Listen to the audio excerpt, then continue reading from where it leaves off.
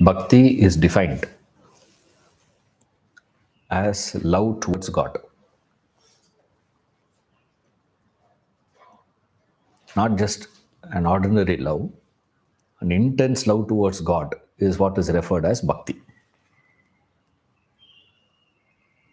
And that is the direction we saw earlier. And also, we saw the test of bhakti. The acid test for your bhakti devotion is sacrifice. What you sacrifice, how ease you are in that sacrifice. That defines what is your bhakti.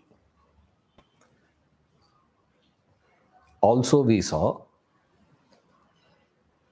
bhakti is nothing but maturity of understanding,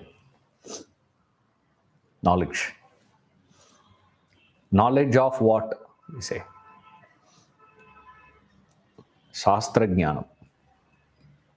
Not knowledge of physics or chemistry, not worldly knowledge. Shastra Jnanam, when it is developed, matured, the effect of that is bhakti. So it is Jnana Visesha. This is another angle we saw. There are two angles we have seen so far, bhakti. So one, bhakti is intense love towards God. Another angle we saw earlier is bhakti is maturity of jnanam. So the jnanam gets matured, it becomes bhakti. And then how jnanam and bhakti is helping each other. So far we have seen so much. Right? Yes. So Shastra here refers to any scripture. Any scriptural study. Not only Bhagavad Gita. Any scriptural study you have Shastra Jnanam. When you have that matured understanding of the Shastras, it will result in bhakti.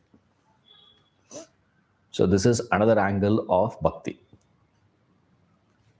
Then we have third angle for bhakti. Bhakti is nothing but complete trust. Is called bhakti. That ability to trust. Ananya Sharanatvam. That's called bhakti. Your ability to completely surrender to God. Trust in God. Today, where is your trust? God is there, sir, but practically speaking, you need to take care, no? That means there is no bhakti. The one who has bhakti will have total trust. And in trust, always there is a problem. You see, why we cannot trust is because when you trust, you are making yourself vulnerable, available, completely available. When you trust somebody, you are exposing yourself to that person completely. When you are exposing yourself completely, there is always a possibility of getting exploited. You cannot not escape from exploitation. This is our experience, our understanding with reference to the term trust is I trust someone means I am keeping myself vulnerable with reference to that person to be exploited. Which means I am totally open. That means I can be exploited. And our ego can never accept getting exploited. Ego gets a satisfaction only when it exploits another person. Me getting exploited, like people say, I don't like people lying to me. Okay, show me one person in the world who says, I love people lying to me. But no one says, I don't like to lie to anyone. I hate that. That no one says. All of us take a stand what? No one should lie to me. That's it. I can't take lies, but I can lie. So when I lie, it is what? Being practical. When someone else lies to me, that is treated as, oh, how bad he is, how negative that person is. You see, so we say first thing we need to understand in trust is why we are not able to trust somebody is because by nature trust makes you vulnerable. But remember, it has the other side also. Trust has the other angle also to it. Other side of this vulnerability is impossibility to be disturbed. On one side, trust makes you vulnerable. On the other side, it makes you completely poised, relaxed, independent of what the other person is doing. Whether the other person is exploiting or not exploiting has no relevance here. Remember, trust is a coin. It has two sides to it. One side of that coin is vulnerable. Other side of that coin is completely peaceful. Now you have a choice in life. To be in trust, make yourself vulnerable and be peaceful. Or avoid trust, be closed, and be agitated in life. Now the choice is yours. Life gives us the choice. Now, with whom you are going to trust? That ability to trust somebody.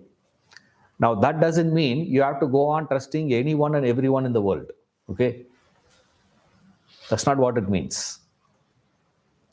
Nor I'm saying, don't trust anybody. Always be on guard. Always check and then let people inside. Like have the security check, You have to filter them. You have to scan those people completely. And a small suspicion, push them aside. All that is different. I'm not talking about, we are discussing another dimension of bhakti. What is another dimension of bhakti, sir? Your ability to completely surrender, completely trust. That ability to trust is called as bhakti. That is why a devotee can never be in distress. The one who's with trust can never be in distress. But you will be vulnerable. You can't escape from that, remember. You cannot say, sir, I want only this part of the trust. What is it, sir? I want to escape from this distress, but I will not be vulnerable. Can you teach me a technique? This is what we all want today. What we want to learn today is teach me a technique to avoid this side of it, only keeping that side of it. Like we will say, no, I want to take all good from everywhere. What is the best aspect of gulab jamun? What is the best aspect of laddu? Mix together and make a sweet. Can you think of a sweet? Huh? best aspect of dark chocolate is this. And best aspect of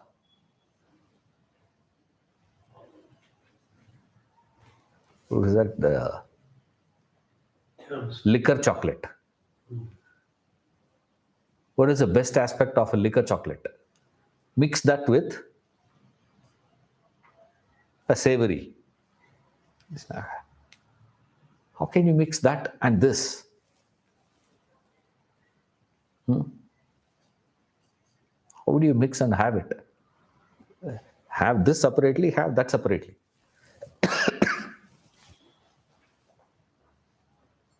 One after the other you can have, but you cannot make a mix of those. Still, you'll make a mess of it. Best aspect of BMW is the engine, correct? But you need a parking lot of that size, no? If your parking lot is only 6 feet by 5 feet,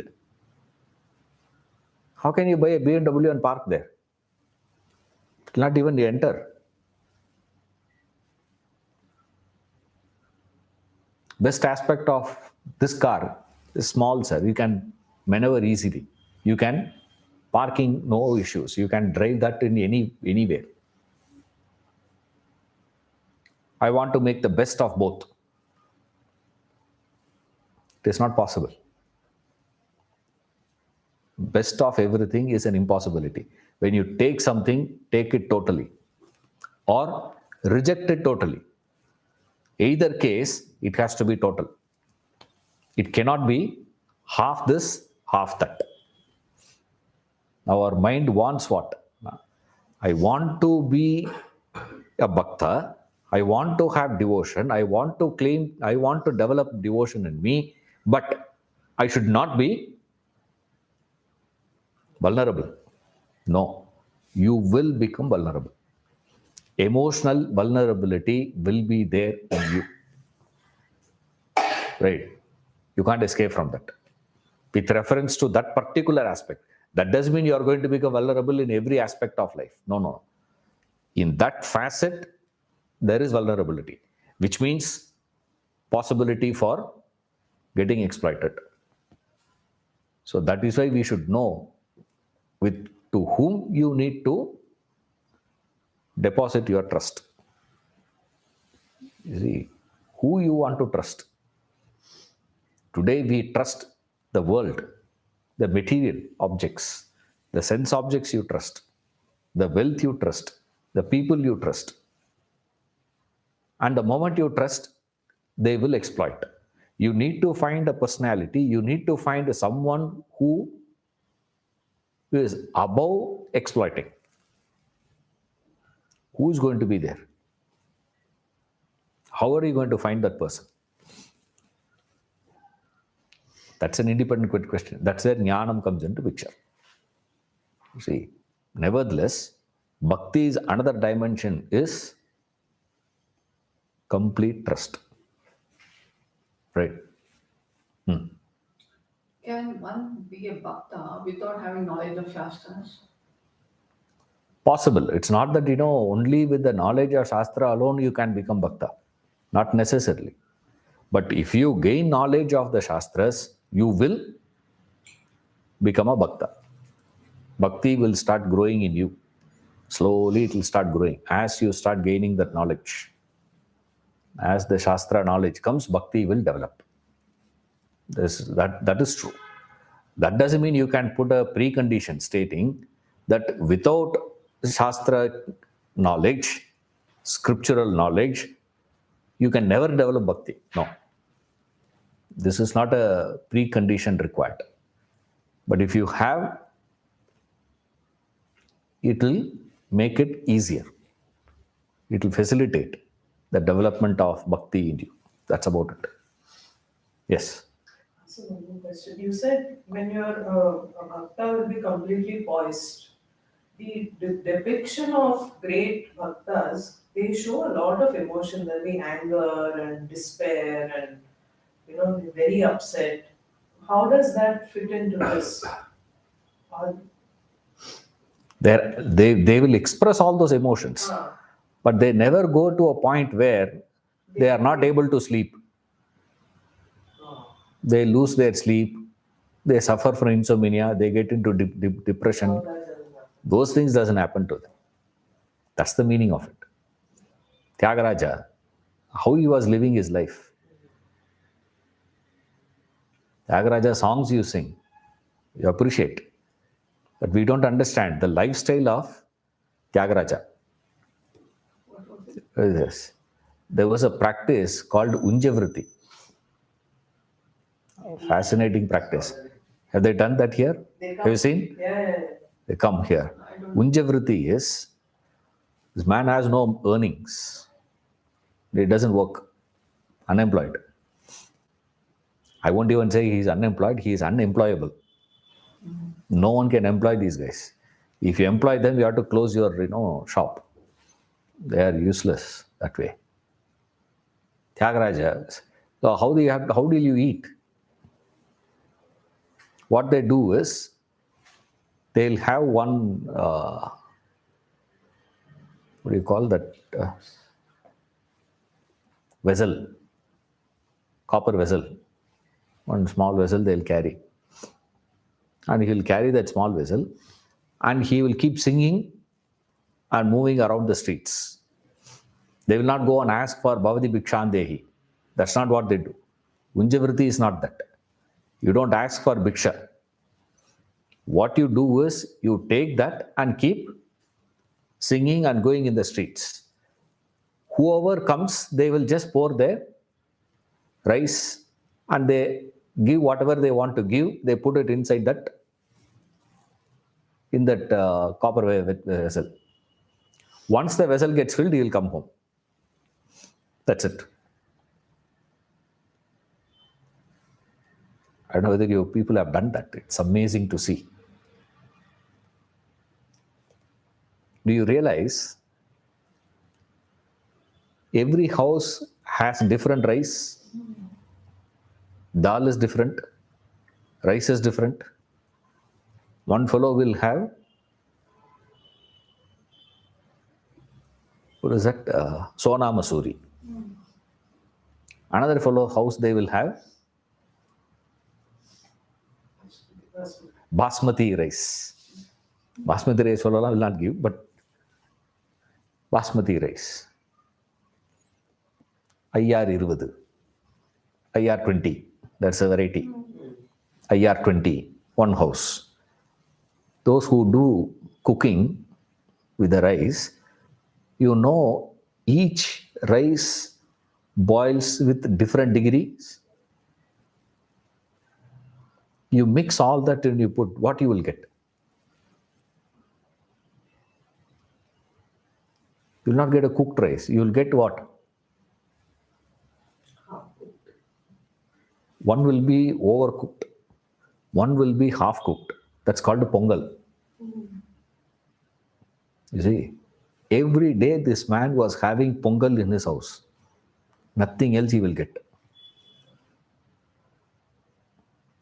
In that condition, when that Maharaja sends him gifts, he says, take it back. I don't want it. You can't eat. You should try that.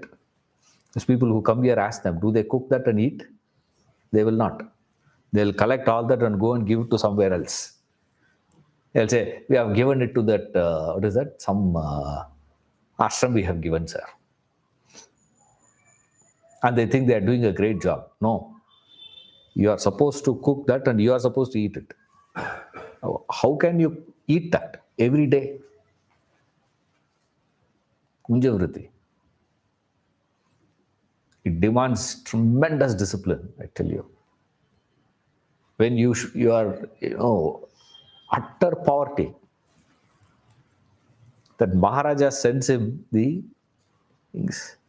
And all these people whoever is having this entire fraternity of musicians were surviving because of that one man.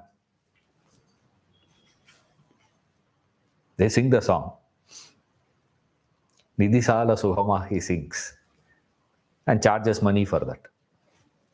What a singing, sir.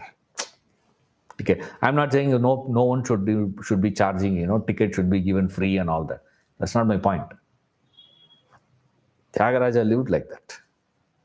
He had no issues. He was living under poverty. And when he's singing to Rama, he sings with him with various emotions.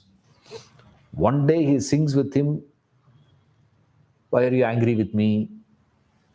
Take care of me. Is there a problem? Am I a big problem for you?"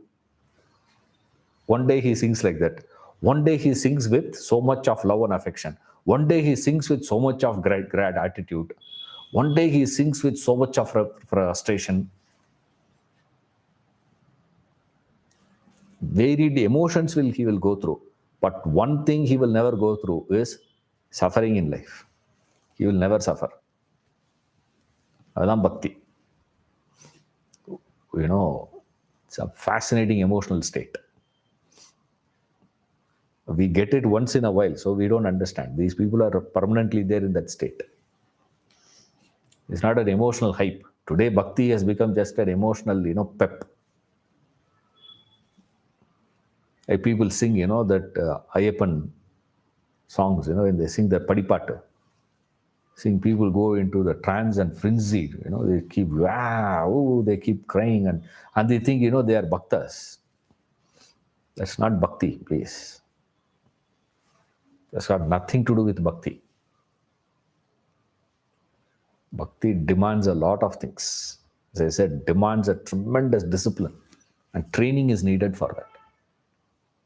We don't understand. We think it is just an, pouring of emotion. Bhakti is the ability to trust.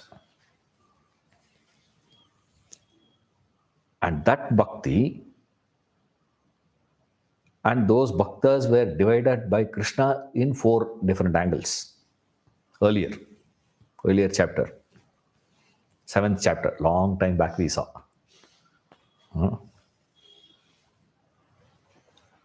Artha, Artharthi, Jignasu, Jnani. There are 4 types. He divides the entire humanity into 2 sections. Bhaktas, abhaktas. Devotees, non-devotees. 4 types. 2 basically. In that, he says among the bhaktas, he divides them into 4 categories earlier. Now 4 categories is too much for us. Therefore, we simplify it. Say there are 2 types of bhaktas, essentially speaking. Right. Those 2 types of bhaktas will be there in all 4. Artha, Artharthi, Jignasu, Jnani. Right. There are 2 types of, fundamentally there are 2 types of bhaktas. In devotion, there are 3 aspects to it. Okay. You will see like that. 1 is the devotee. 2, devotion. 3, God. Right. There are 3 angles. 1 is the devotee who has devotion towards his God. Lover, beloved, and love. There are 3 there. Now we are seeing, we are moving from, so far what we have discussed is with reference to devotion. Now we are moving to devotee. The devotee is the moment we say, already Krishna has told us there are 4 devotees are there. 4 people I consider as devotees in the 7th chapter. Artha, Artharthi, Jignasu, Jnani. Artha, distressed. Artharthi, desirous. Right. Jignasu is one who is intellectually desirous. Jnani, the one who is matured, who has merged with the God. That's the 4th category. So the first is 4 types of people, you say there essentially there are two angles are there for the devotees. One is called Sakama Bhaktas. Second one is Nishkama Bhakta. Nevertheless, both are Bhaktas only, remember. Sakama Bhakta also Bhakta, Nishkama Bhakta also Bhakta. The problem we have is in understanding these two terms. Sakama means with desire. Nishkama means without kama, without desire. There is a lot of misunderstandings we have with reference to this terminology called Nishkama. Right. So keep this in the backdrop. Sakama and Nishkama Bhakta. Sakama means what, sir? The one who is having desires. So for his desires to be fulfilled, he goes to God. So he is going to God for what? I have certain desires. I understand who is an abhakta, non-devotee. A non-devotee also has desires. But what does he say? He says, I have a desire, I work for it, I get whatever I strive. I will find whatever effort I have to put in, I will put in those effort. Whatever I have to work, I will get it. If I am not getting what I wanted, I will work more, or I will snatch from the others. I don't care. I will just go ahead and fulfill my desires with my effort. Right, this is a bhakta. A bhakta is one who has the desires, but he says, I am going to fulfill my desires through your grace. This is the Sakama Bhakti. Not that I am not going to put in effort. Not that I am not going to work for it. I work for it. I put in the effort. I struggle. But then I understand that my effort alone is not going to produce the result. There are so many factors which influences the result accruing to me, which are beyond my control. Correct. I decide to come, I drive, but there are so many factors which help me to reach the class. Imagine, like so many accidents we see, no fault of his. Suddenly the opposite vehicle tire bursts. He loses control and comes over. Not a major accident or anything, but then there is an accident as a result of which my car is damaged. Therefore, I am not able to come to the class on time. So, I reached the class on time is not only because I started on time, I drove properly. It is also because of that vehicle tire didn't burst. Is that in my control?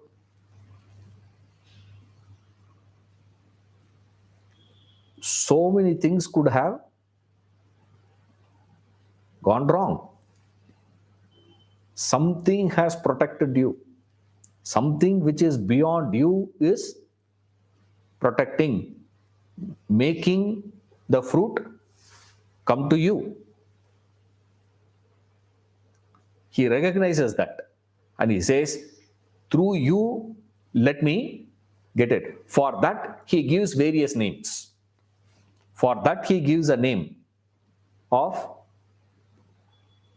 Lord Ganesha, he gives, or Shiva, he gives, or Krishna, he gives, Rama, he gives. Any name he wants to give, he gives. It doesn't matter. But one thing he understands what it is not by my effort alone. So what is happening here, sir? My desires only I am pursuing. It is not that I am compromising on my desires. It's not that I am going to be keeping my desires aside. I still go along for my desires only. But then I understand that my desires are not going to be fulfilled without the help of that unknown hand. He is called a Sakama Bhakta. Who is he? He will go for this: remove my pain, remove my problems, remove my sufferings, give solutions to my problems. Why are you doing this? Why are you doing that? Why can't you do this for me? Why can't you do that for me? All that he will go and ask. Whatever he wants in life, he will go and ask God. Whether God is going to grant it or not is an independent thing, but he will go and ask. Right? This is Sakama Bhakta. Now we have to define what is Nishkama Bhakti. Nishkama Bhakti, we all take it as he will not have any desires. No.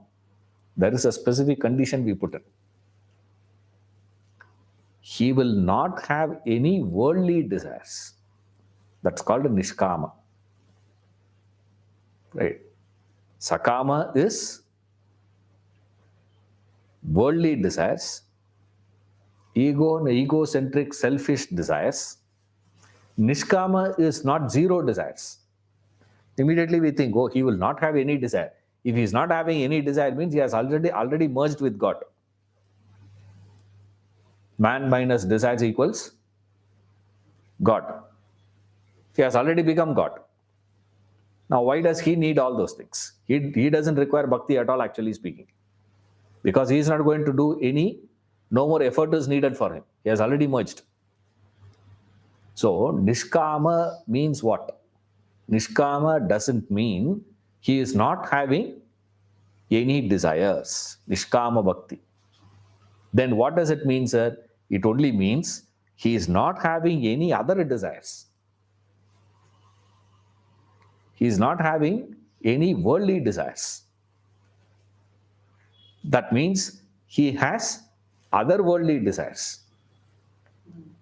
He is not having any selfish desires. That means he is having selfless desires.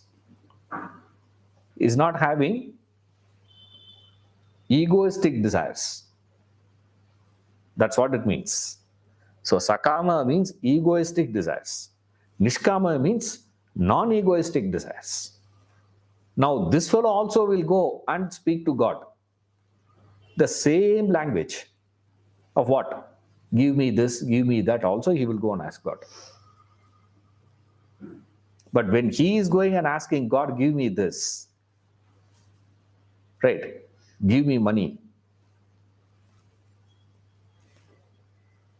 Sakami also goes, ask God, give me money. Nishkami also will go to God and ask, give me money. Why can't you take care? Why don't you do this for me? What is that? Only two things we have seen already. What is it, sir? One is Artha, Artharthi. What is it, sir? Remove pain, fulfill demands. That's all it is. Artha, Artharthi, only two things. Artha means the one who is desiring to remove pain, suffering in life. Artharthi is one who is wanting to get things. Give me this, give me that. Either removal of something or addition of something. Only two, Artha, Artharthi. Now, the behavior of Artha, Artharthi you will find in Sakami, also in Nishkami. Both will have it. So don't think that, Nishkami will not ask anything to God. He will go and ask God. Perhaps he will go and ask more. He will not ask small things. He will ask bigger things, correct? Simple, I will not ask. But why he is asking all that is not for his selfish agenda. To the extent the things that is necessary for him to pursue the self, for that he will ask all that. So whatever he is asking to remove God certain obstacles which may come on the path. Badram karne vishruniyama devaha badram pashe makshabir yajatraha sthirairange sushtuvagun satstanobihi yashema devahitam vidhayu. All this is requests done by whom? Upanishadic student. Now, why he is seeking all this? Give me a firm body, give me a good things, let me have this, let me have that. In fact, his demands are more than any one of us going and asking God.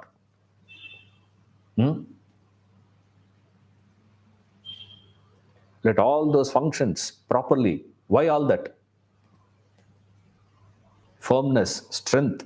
He is seeking all those things only to pursue the self. Anything that can come and facilitate his sadhana, his effort in the spiritual path, because we already told, bhakti means a path of discipline and training. Right? Since it's a path of discipline and training, it demands so many things out of you. When it is demanding so much out of you, so many things are needed for you to pursue that. For that he will ask. Tomorrow is this. You will find the stories of these bhaktas. Fascinating to see. They cry. People come and ask me for food. Well, will I give? Dwadasi, tomorrow.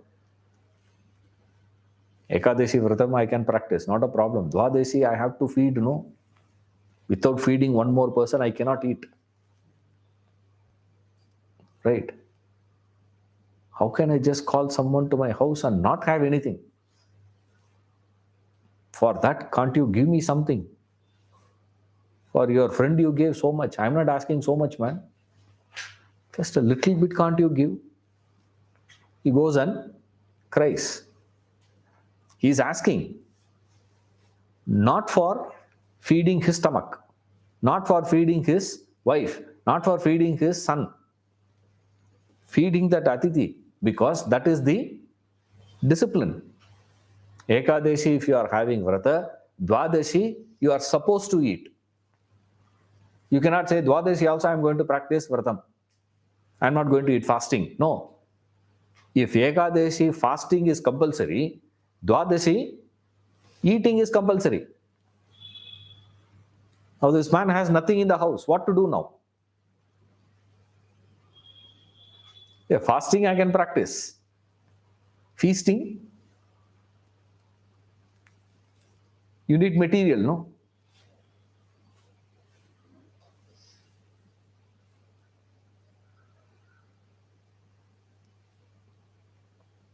Kabir's son Akmal, no? Kabir used to do this, feeding people. Feeding comes, people come, they feeds, feeding, no money. Then what to do? Now borrow. Borrow from this fellow, borrow from that fellow, borrow from this fellow. From everyone in the village, he has borrowed money. Not a single house who has not lent money to this fellow. Agama comes and tells him, Akmal comes and says, Father, no more borrowing possible. Next option we have is to steal only. If you continue like this, only option we have is to steal. And Kabir gets so excited. You are the best son. What a fantastic idea. Why didn't you tell me earlier? His son thought, father gone off. Dad, I told you, stealing. He says, correct, very good idea. Tonight we are going. And he says, he thought he was joking. 12 o'clock, he went to sleep. Kabir woke him up, 12 o'clock. Hey, we have a job to do, man, come. Then he knew this man is serious. You mean to say, seriously, we are going to steal? Yeah, good idea, no? He went, he made a hole, and he put this fellow, son, inside, because he is a man, fully grown. So he can't enter.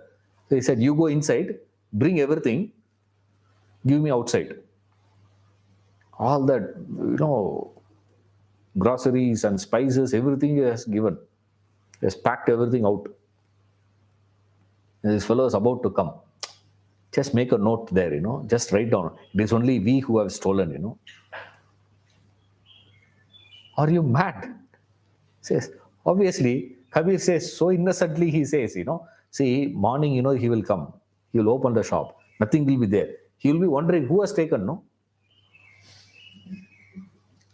Let him know. If he knows he will come and, catch you and beat you up. Of course, if you steal, people will beat you. Take it. Yes. Are you gone crazy? Says, I don't care. That's what I was saying. The bhakta will never have a problem. Of course, if you steal, what else you will get? Beatings only you will get. Say, nothing doing. That's the state. They can go to any extent. That doesn't mean anything. Remember, that doesn't mean you also start stealing. If you are like Kabir, then there's no problem. You see, you should have the courage to say that, write down and come. Kabir Akmal only has come and stolen. Make a note and come. It's unbelievable story of this. What innocence and what courage. That is Nishkama Bhakta. He is not stealing for feeding his stomach. Only for what? There are certain disciplines to be done. You have to grow. If you have to keep moving, you need this. So he says, provide me the things that is needed for me to grow. Please give me that. If problems are needed for me to go, give me problems. If solutions are needed for me to grow, give me solutions. But no matter, give me that. Anything that can facilitate. That is Nishkama Bhakta. Sakama Bhakta goes to God. He also goes to God and asks. Not that, remember, we all think, Nishkama Bhakti means you go there and stand and come back. No. You are having a great opportunity to ask him. It's like you are having an opportunity to meet the president. He's asking, what do you want? I've just come to see you. Come back now. Of course, you will not do that with the local corporator. Imagine a corporator comes and asks, is there anything to be done? Immediately you give the list to know. Look at the road is not correct. Look at the electricity, night, the bulb is not working properly here. This problem, that problem you give. The president is standing in front of you and asking, what do you want? Prime Minister is asking, what do you want? If you say, I don't want anything from you, that shows your ignorance.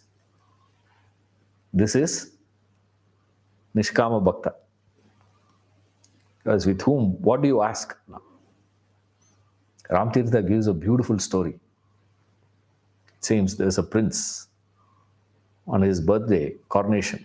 He is going to be, he is going to be coronated. So he had called the entire country and said, whatever you ask, that will be granted. Ask. He's going to give. One day, birthday. Return gift. Whoever comes, return gift. Whatever you ask, given. Given. One young lady came. What do you want? You, she said. I want you. What? Marry me. I want to marry you. And he has already promised what? Anything asked will be granted. All other fellows were asking what? Give me 100 coins, give me one jewelry. Can you give me cows? Can you give me goats? Can you give me some land? This lady, one shot, she got everything. Entire country became hers.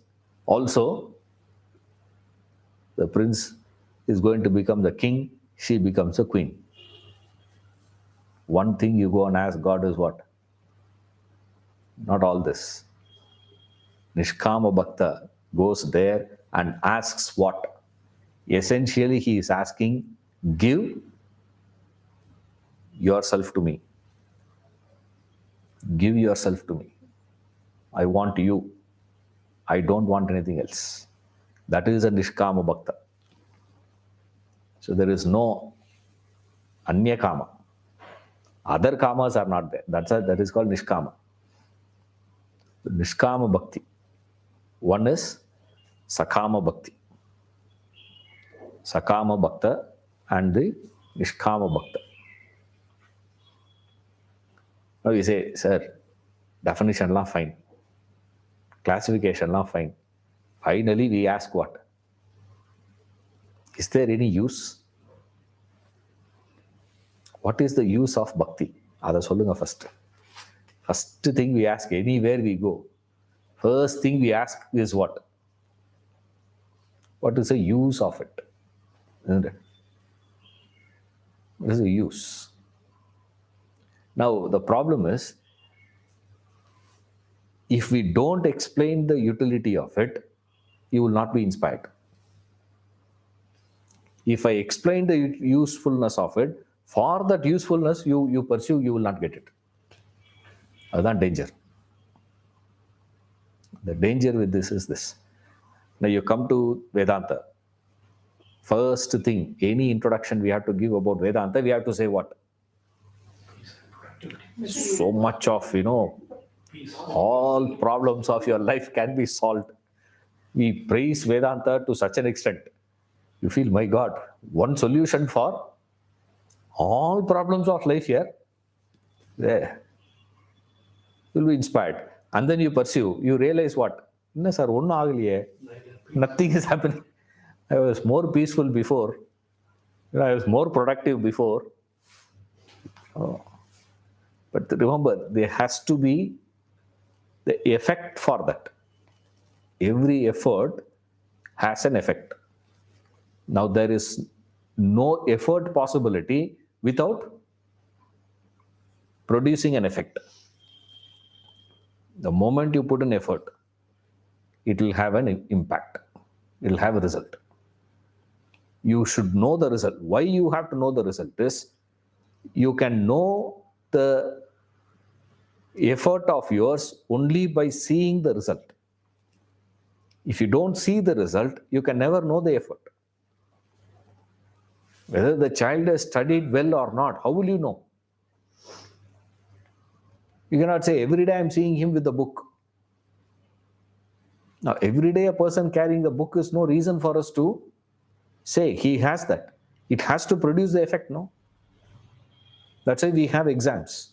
That is why we test them. Same way, if we have to know whether the bhakti that I am having is real or fake or manufactured. Many times it will be a manufactured bhakti, situational bhakti. Like Mashana Vairagya we say. Say, what is it now? When there is a death in the house for 2 days, everybody will speak like great philosophy, people will talk. Life is impermanent, all those things. Afterwards, they will start searching for where is the will.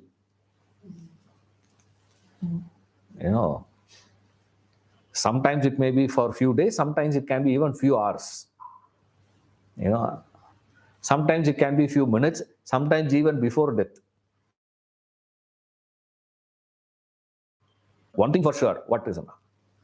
There has to be the result. It's impossible that you can function in the world without focusing on result. You have to be aware of it. So the effort of yours can be known only by the effect. If the effect is not commensurating with the effort, that means you are faltering somewhere, isn't it? I'm studying so much, but my grades are not improving. That means you are studying in the wrong way. I'm practicing and practicing and practicing, sir. I've been practicing the stroke for the last 6 months. How to play reverse sweep. 6 months I've been practicing, but still I am not able to. Means something is wrong. You see. Why? Because the effect should be in alignment with the effort. Now, if you claim that I am putting in effort, what is going to be the effect? You have to know. Without knowing that, it is an impossibility. So here, that's where Krishna in this chapter gives fascinating one. First thing he gives is, he gives 5 grades of bhakti. 5 levels he gives. Of course, he starts from the highest. From the sixth verse onwards, he goes to explain 5 grades. This next level is this, next level is this, next level is this. This is the highest, this is the peak. Now, if you are having bhakti in you, if you are putting effort to develop bhakti, devotion, you should be growing from stage 1 to stage 2 to stage 3 to stage 4. If that progression is not happening, if you are not growing spiritually, like we saw just now, there are 2 grades we saw, 2 levels we saw, 2 angles. One is Sakama Bhakti, another one is Nishkama Bhakti. If you are having Sakama Bhakti, over a period of time, what should be happening? You should slowly graduate to Nishkama Bhakti. All my lifetime I've been living, from birth till death, I've been living only as Sakama Bhakta. Means you are not doing that Sakama Bhakti the way you are supposed to be practicing Sakama Bhakti. You see, Sakama Bhakti should facilitate you moving to the next stage. Your 6th standard study should help you to move to 7th standard. For the last 10 years, I've been asking you, what are you studying? 10th standard. Again, I ask, what are you studying? 10th standard. What are you studying? 10th standard. For the last 10 years, you've been studying 10th standard. Na enna artham?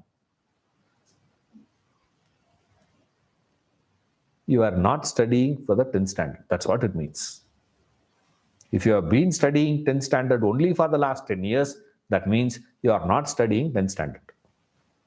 If you have studied properly, you would have moved up, you would have progressed. You would have gone beyond that. If the fact that you didn't go beyond is the proof. So what is the use of bhakti, sir? It helps you to evolve. It helps you to progress in the spiritual path. If bhakti is not helping you to progress from one stage to another stage, it's not.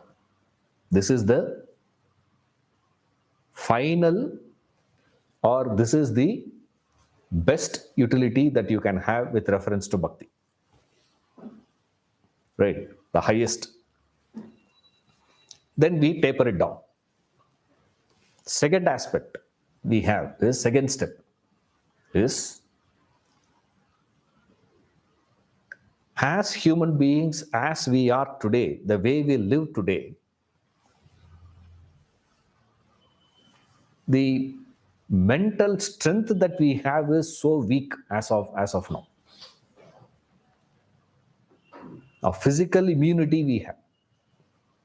We are immune to so many things by nature or induced. Like we take vaccines, no? By vaccines, we make our body immune. Immune system gets developed. Thereafter, what happens? Even if the virus comes and attacks, your body knows how to fight back. Isn't it? There is a immune system development we have. One is, as a natural evolution, we had certain things. As we evolved as a species, we were able to fight out certain things, naturally. If you survive, if you buckle, if you succumb to that virus, to that bacterium, finished. But if your system survives, it can. But nevertheless, at the bodily level, we all have an immune system. When it comes to our mental, our psychological immunity, what is it that's going to help you to give you that psychological immunity?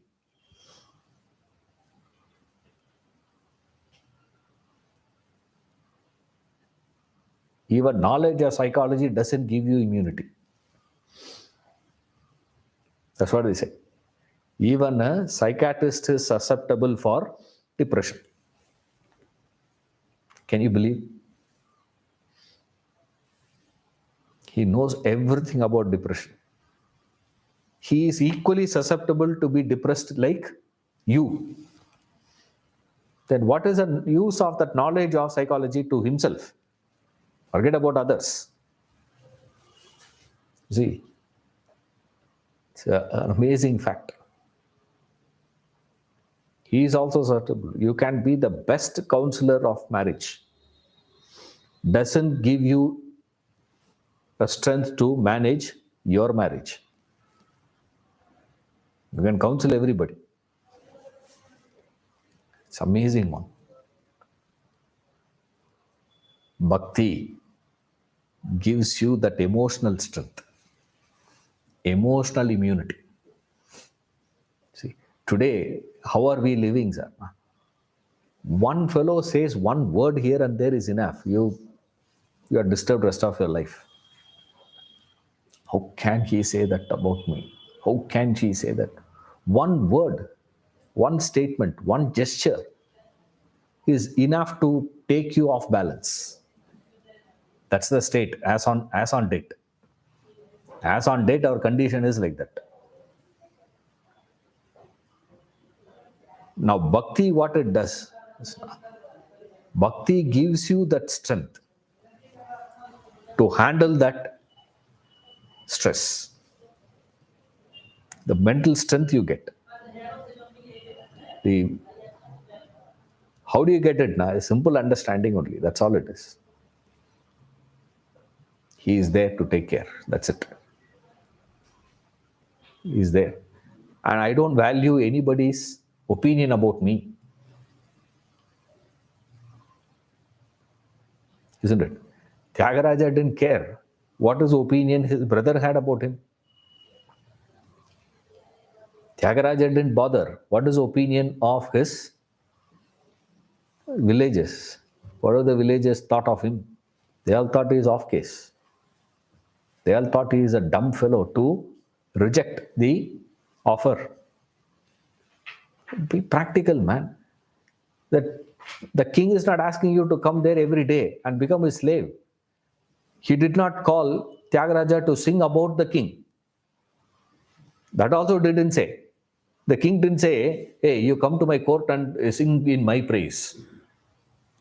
Write a poetry on praising my, glory. No. He said, same Rama only. Why don't you come to my court and sing? That's all he asked.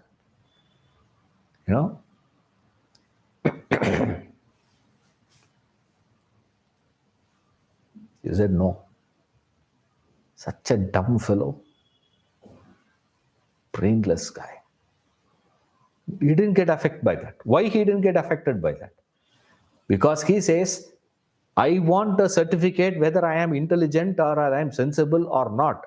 Not from these people. I want that certificate from Rama. Is Rama going to say no to me? Because my value is where? My value is how he is going to evaluate me. When I stand in front of Rama, how he is going to see me. Not how these people are going to see. How my wife is going to see me, how my daughter is going to see me, how my brother is going to see me, how my neighbors are going to see me. I don't care. How the whole world is going to evaluate me. Because my value is what I am going to be in front of him. Straight away, what happens? You become independent of the world. You are no longer dependent on the opinions of others.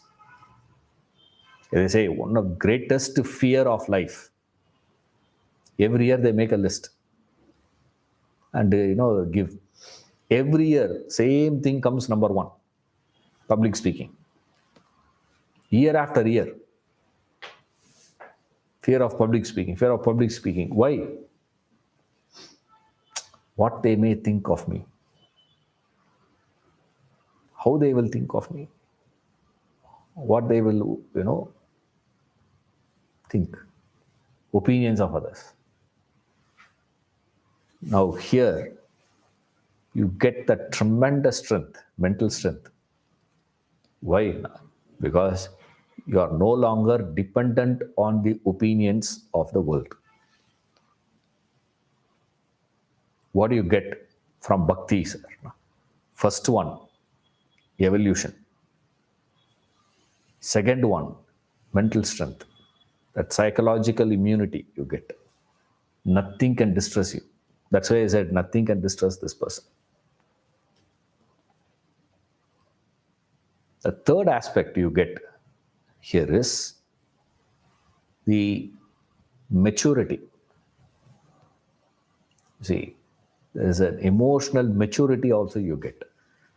It's not only you become emotionally immune, you also become matured in life. Now, what is emotional immaturity? We need to know.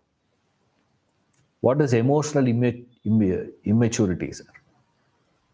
If you see every one of us have an emotional vacuum in our life. There's an emotional vacuum there.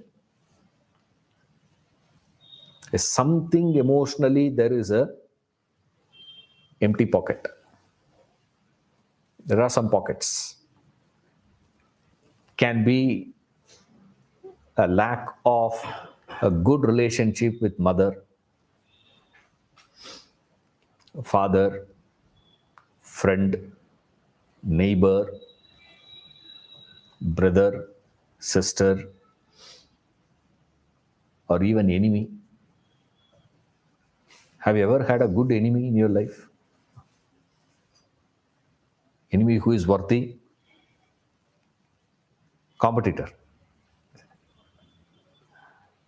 The moment you see someone as your competitor, you run away. Either you run away or you bulldoze. You see, we always had that. That's where these people develop this bhakti bhavana.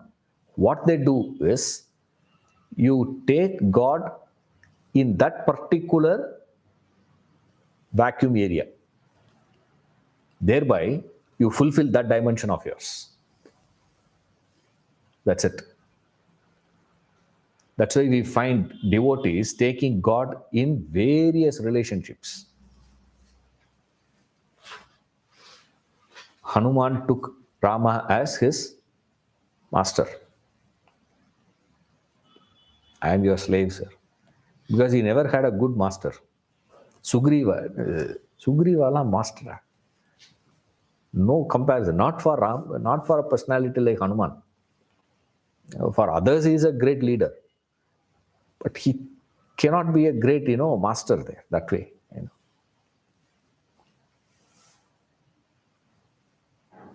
Sugriva saw him as a good alliance, very, very good alliance, because he never had a good alliance in his life. You see, Mirabai saw him as husband. Rana Pratap is not a husband for Mirabai caliber. A very poor fellow. No fault of his. She's too much for him. That's all it is. He saw him as, Mirabai saw him as a lover. Other fellow saw as Krishna as a child. Balakrishna. Another person sees him in another way. Another person saw him as father. Another person saw him as mother.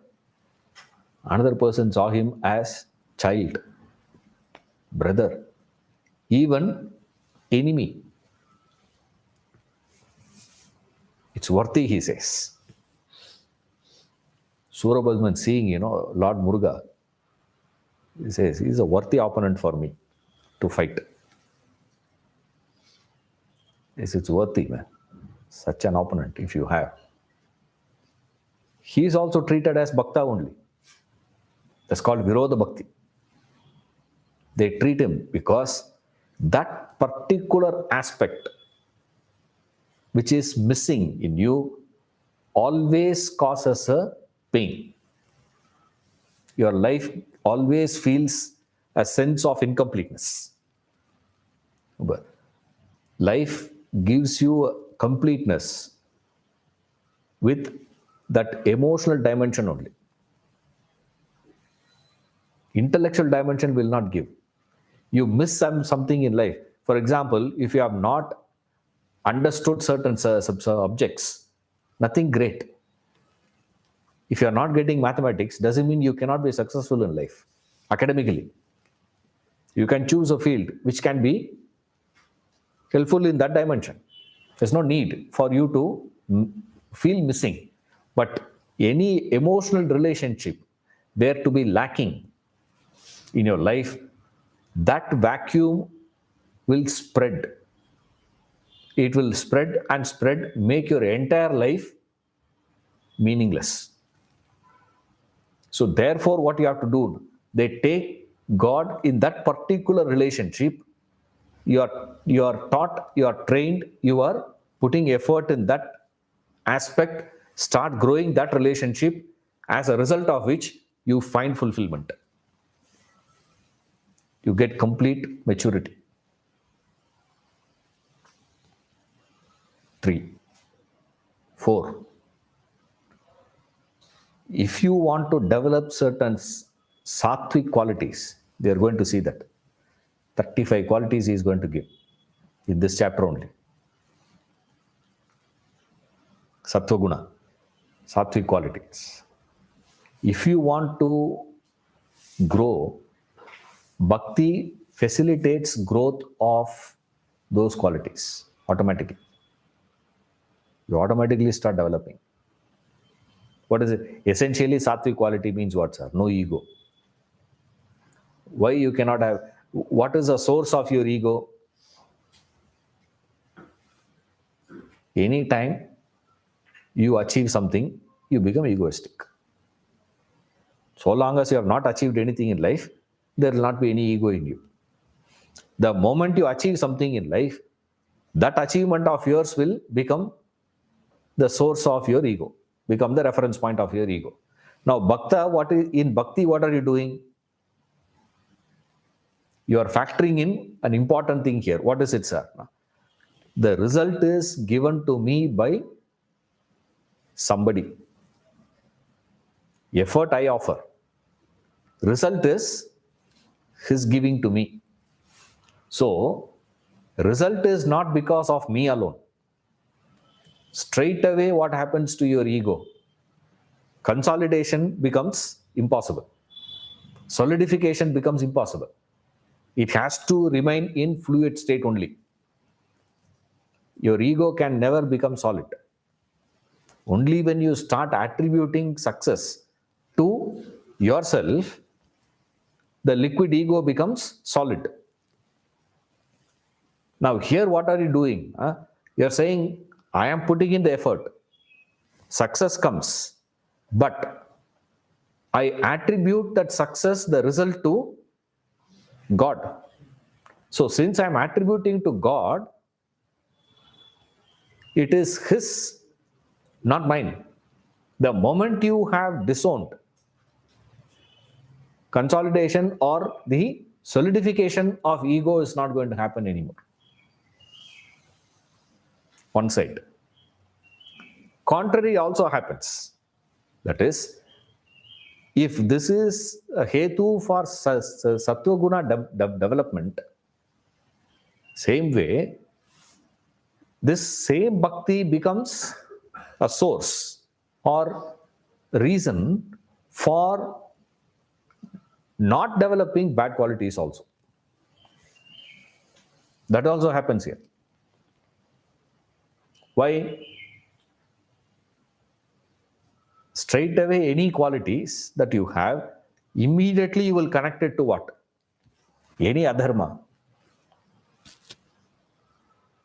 You have to do, if you get an adharmic thought, adharmic behavior, adharmic desire in you, adharmic quality in you, immediately we say what? Like we see a boy falls in love with a girl, and the girl says, no smoking. What does he do? He stops. He says, oh, you don't like me to smoke? No. Stop it. Stop it. Why he stops? Why he stopped smoking? Because his beloved doesn't like him smoking. Right? Since she doesn't like me smoking, I will not do. I will not do anything that she doesn't like. Anything that she will not approve of. I will not do that. She says, don't associate with that fellow. He's a bad company. He's not a good fellow. Clip it. He clips. Why? Because that association is not approved. Now, Bhakta is going to do what? Every action of his, he is going to think only in terms of pleasing God. So immediately he will ask this question. Does this quality in me, will it get an approval from him? This bhavana, this attitude, what I am entertaining, this desire, what I am entertaining, will it get an approval from him? Your society may approve, isn't it? So there was a time once divorce is not allowed. Today, there was a time once Balya Vivaha is allowed. Today, I'm not saying that is wrong and this is correct. Social things will change. Right? It will keep changing. So, approval and disapproval by the society has no reference. There's no meaning to it. Now, here he will go by that eternal dharma. Eternal dharma that is sustaining this world. Those principles. Violating those principles. If I were to entertain a thought, entertain a desire, perform an action, that will not get approval from him. Therefore, I will not allow that to be in me. So he says what? A bhakta automatically, without any specific effort for him to stay away from adharma, or the ease with which his ability to develop the sattva guna in him, both happens because of bhakti. So what does bhakti do, sir? One, bhakti helps you to evolve, move from one stage to another stage of evolution. Two, it gives you mental strength, immunity. Three, it gives you emotional maturity, completeness. Four, Sattva-guna development, and Durguna avoidance. All this happens because of bhakti.